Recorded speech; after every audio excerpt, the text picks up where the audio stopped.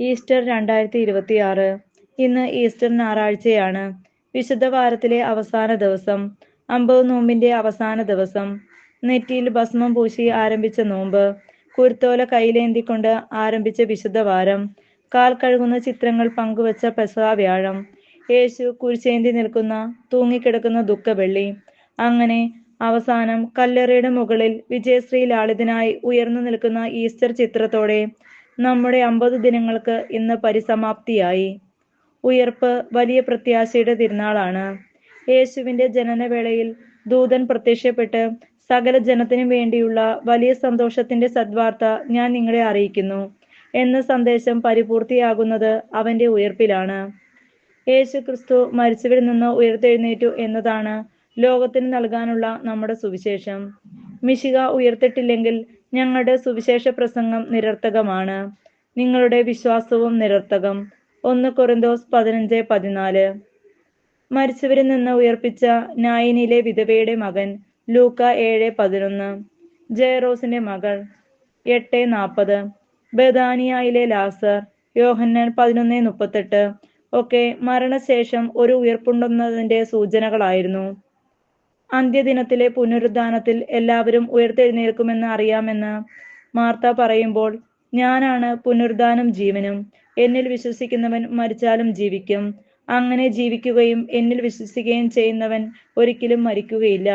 ഇത് പറഞ്ഞിട്ട് ഒരാഴ്ച പിന്നിട്ടതും അവന്റെ മരണം സംഭവിച്ചു. അവൻ മുൻകൂട്ടി പറഞ്ഞതുപോലെ തന്നെ 3-ാം നാൾ മരിച്ചവരിൽ നിന്ന് ഉയർത്തെഴുന്നേറ്റു.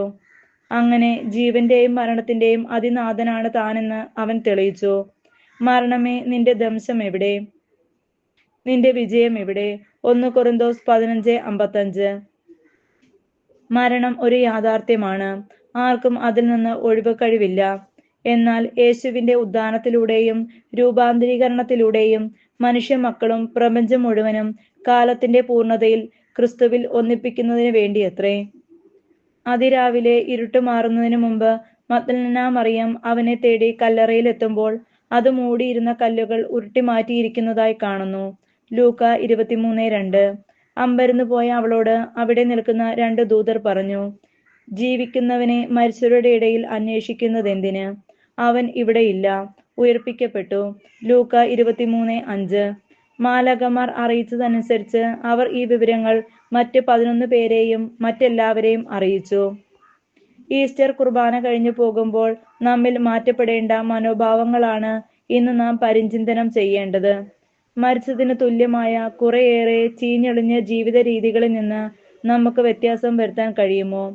കല്ലറകളിൽ അടച്ചു വയ്ക്കപ്പെട്ട ദുർഗന്ധം വമിക്കുന്ന നമ്മുടെ ദുഷിച്ച ജീവിത രീതികളായ പാപജീവിതം, മദ്യപാനാസക്തി, അസൂയ, പരദൂഷണം, നമ്മിൽ കുടികൊള്ളുന്ന കുറ്റബോധം, എല്ലാറ്റിനോടുമുള്ള പിറുപിറുപ്പ് തുടങ്ങിയ അനേകം പഴയ ജീവിത രീതികളെ ഉപേക്ഷിക്കുമ്പോഴാണ് നമ്മുടെ ജീവിതങ്ങൾ ഉയർപ്പിന് യോഗ്യമായ ജീവിതമാകുക.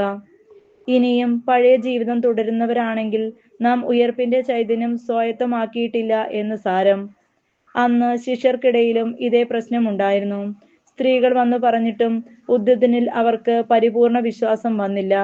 മുറിയിൽ പ്രത്യക്ഷപ്പെട്ടപ്പോഴും കൂടെ നടന്നിട്ടും അപ്പം പകുത്തു നൽകിയിട്ടും വിശ്വസിക്കാൻ സാധിക്കാത്ത അവർ സ്വന്തം കുലത്തൊഴിലേക്ക് തിരിച്ചു പോകുന്നുണ്ട്. അവരെക്കാൾ എത്ര ഭേദമായിരുന്നു അവന്റെ മൃതശരീരത്തിന് കാവൽ നിന്ന ആയുധധാരികളായ ഭടന്മാർ. അവൻ ഉയർത്തെഴുന്നേറ്റു എന്ന വിവരം കൃത്യമായി അവർ പ്രധാന പുരോഹിതന്മാരെ അറിയിക്കുന്നുണ്ട്. പണം കൊടുത്ത് സത്യം പൂഴ്ത്തിവെക്കാൻ പരിശ്രമിച്ചെങ്കിലും മത്തായി 28:11. യേശു പല പ്രാവശ്യം പലർക്കും പ്രത്യക്ഷപ്പെട്ട് തന്റെ ഉയർപ്പിന്റെ സത്യം വെളിപ്പെടുത്തി. അനേകർ അത് കാണുകയും അവനിൽ വിശ്വസിക്കുകയും ചെയ്തു. അതിന്നും തുടരുന്നു. അവന്റെ അനുയായികളെന്ന് അഹങ്കരിക്കുന്ന നമ്മേക്കാൾ അധികം യേശുവിൽ വിശ്വസിക്കുന്ന തീഷ്ണതയുള്ള അക്രൈസ്തവരെ നമുക്ക് ചുറ്റുപാടും കാണാം. ഉദ്ധിത ജീവിതം മരണശേഷം സംഭവിക്കാനുള്ള ഒന്നല്ല. ക്രിസ്ത്യാനികളായ നമ്മിൽ പലരും ക്രിസ്തുമസ്, ഈസ്റ്റർ ഭക്തന്മാർ മാത്രമാണ്. ക്രിസ്തുമസിന് ഒരു കുമ്പസാരവും പിന്നീട് ഈസ്റ്ററിന് ഒരു കുമ്പസാരവും ഒരു കുർബാനയും മാത്രമായി ജീവിക്കുന്ന നാമമാത്ര ക്രിസ്ത്യാനികൾ. പിറ്റേ ദിവസം മുതൽ വീണ്ടും പഴയ കല്ലറയുടെ ദുർഗന്ധം വമിക്കുന്ന നമ്മുടെ പഴയ മനുഷ്യനിലേക്ക് വീണ്ടും ആവേശത്തോടെ നാം കൂപ്പുകുത്തുന്നു. ഈസ്റ്റർ പുലരിയിൽ അത് കൊണ്ടാടുന്ന രീതികൾ ചിന്തിച്ചു നോക്കിയാൽ നമുക്കത് തിരിച്ചറിയാം. ഉയർത്തെഴുന്നേറ്റ ക്രിസ്തു വളരെ ശക്തമായ ഒരു രൂപമാണ്. ഉയർത്തെഴുന്നേറ്റ ക്രിസ്തു വളരെ ശക്തമായ ഒരു സന്ദേശമാണ്. ദുഃഖവെള്ളിക്ക് ശേഷം ഒരു ഉയർപ്പ് ഞായറുണ്ട്, ഒരു മൂന്നാം ദിനമുണ്ട് എന്ന സന്ദേശം.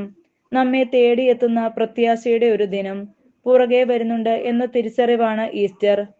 നമ്മുടെ നിരാശകളുടെയും പരാജയങ്ങളുടെയും തകർച്ചകളുടെയും അപകർഷതയുടെയും മേൽ ഉരുട്ടിവെച്ച കനമുള്ള പാറക്കല്ലുകൾ എത്ര കനമുള്ളവയായാലും അതിനെ ഉരുട്ടിമാറ്റാൻ തക്കവണ്ണം നമ്മുടെ ബലഹീനതയിൽ നമ്മോടൊത്ത് സഹതപിക്കുന്നവനാണ് നമ്മുടെ ദൈവം.